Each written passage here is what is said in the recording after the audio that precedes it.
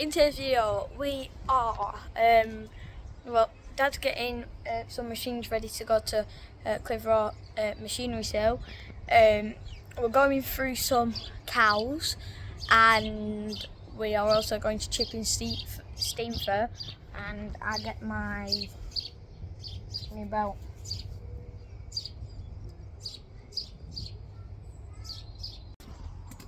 So I'm on the way up to the shed because we're getting some cows ready to...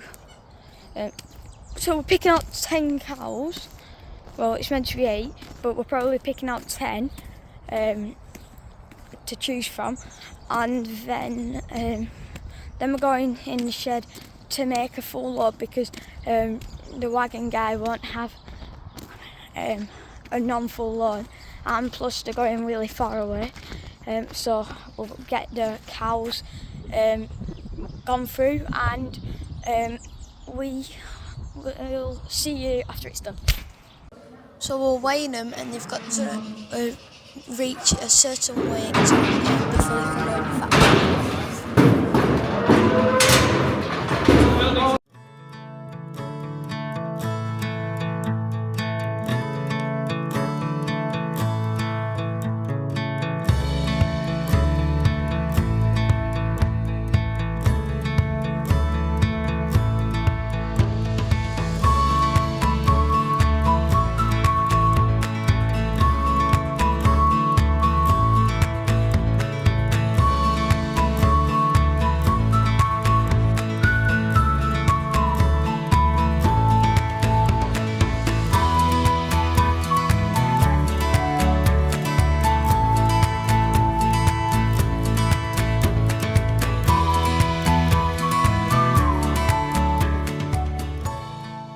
It's done, and we've got the 10 cows. We put them in that shed, and then we put the rest in the fattening shed, and then we also sorry, I cut it off, and we also wait for the next batch of cows coming. So Dad's taking a bunch of stuff that he doesn't need to Clitheroe auction machinery sale. I think he's around here. So he's going to dig out an old trailer now. He's got 2 salt spreaders on the trailer and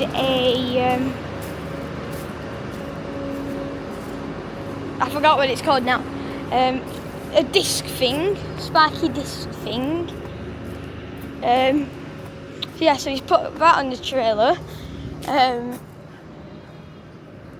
And he's getting out now a trailer with like a hopper thing that you can tip out for the animals for feed.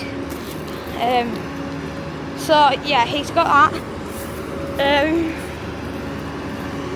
And I'm also on the school cricket team now, and that's quite good because like I've always wanted to represent school. Well, I do, but I also want to miss learning time. So I tried my hardest, I got in. Well, but Daddy's trying to get out of this trailer now.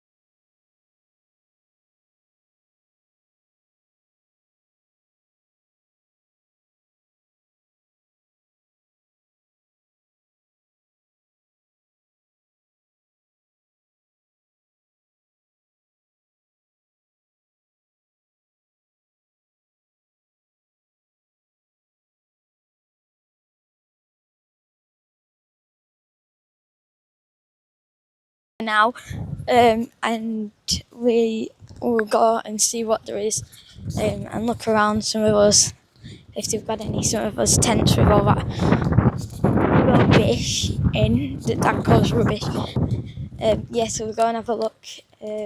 at some like wagons and stuff like that and see if we can go on any rides. The air is filled with soot that makes it feel like it's raining.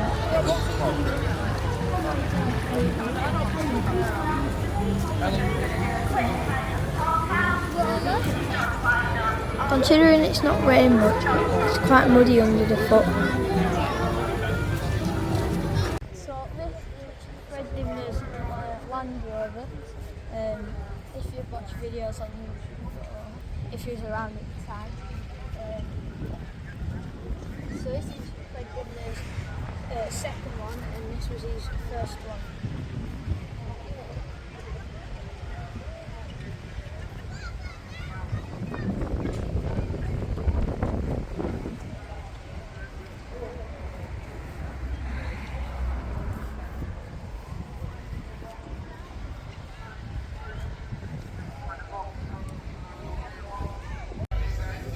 So this is actually Fred Dimner's old steam engine,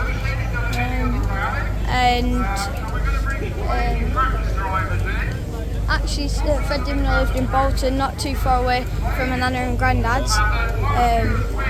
So we had a look at this in its shed where Fred Dimner used to live.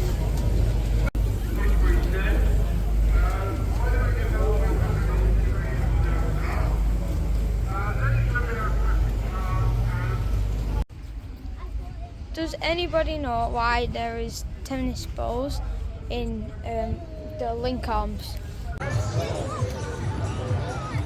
Not only steam engines, there's vintage cars as well. He'll like it this time because he's a lot older.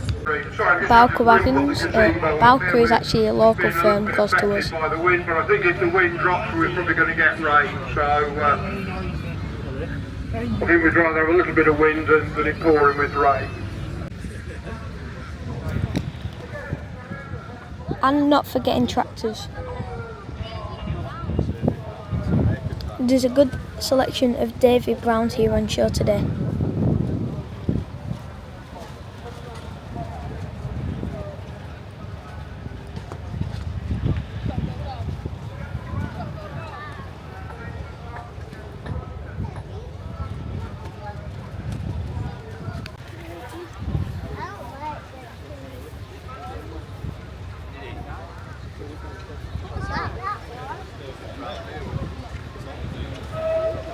When you're baling, after you've done your little bales, that folds out and then you pick up the bales and you drive along the trailer behind and the bales fall onto the trailer. Hello. You ready? Hello, Yeah. I'm Jeff. And my business is called Feargrag Leatherwork, which means true love in Scottish Gaelic. Now, I've got a young man here. He's come on the stall. He's wanting a new belt. So I'm going to show you what we do to measure him up. And then once we've done that, then because it's leatherwork, we still measure leatherwork in old money. So that's what we call 25 inches or 63 centimetres for the modern man. So 25 centimetres. So Isaac, come and choose your leather for me. What we're going to do, we're going to put 7 holes in, which means that it'll last you longer. 1, 2, 6, and then we're going to go 1 in the other direction. And the reason we're going to do that is in case you need to get it tighter than what I've just measured it. Alright, so that's 7 holes. That's a traditional number of holes. Everything that we do is going back a long time in old craft. You can see it on the camera there. Can you see that little mark there? Can you see, look? Well, that's called a crow's foot, and the date on it was 1944, and that's an ex-issue British Army punch, what they would have used during the Second World War.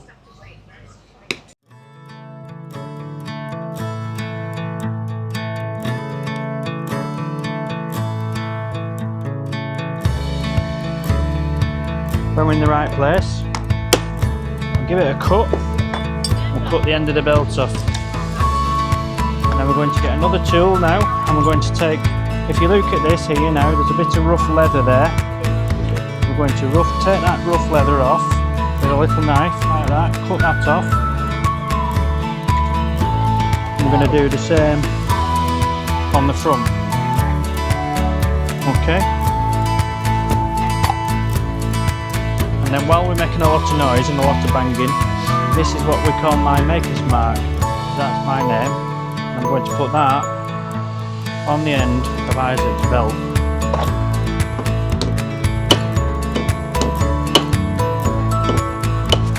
Ow. Right.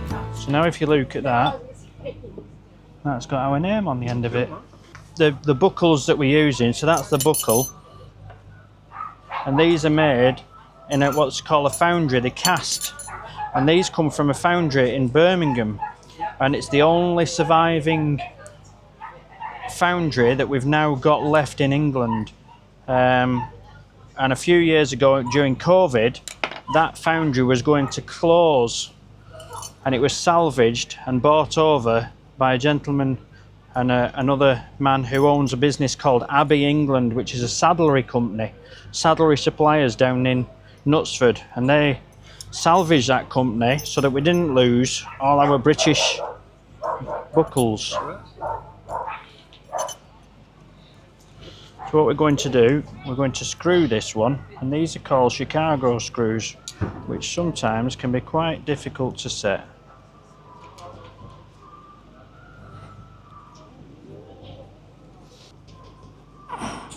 And again, the tool I'm using is a really old wooden handled screwdriver. That was my grandfather's that I found in his workshop, and I've restored it to use on my stall. And that is a completed belt.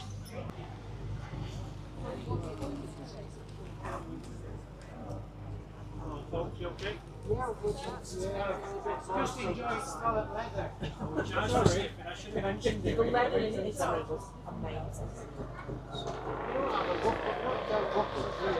Only buckles I sell. So me and Mum are now training. I've just set up, we're training for the 5k run for Race for Life. So I'll probably be doing 4k today. So let's get on with it. So we got back now. We've done a faster pace than usual, but we didn't get as far as usual. Probably because other running tired us out. Yeah, so my legs are really sore, and my heels are hurting a bit as well. If you've liked this video, don't forget to like, subscribe, share and comment, and I'll see you in the next one. Bye!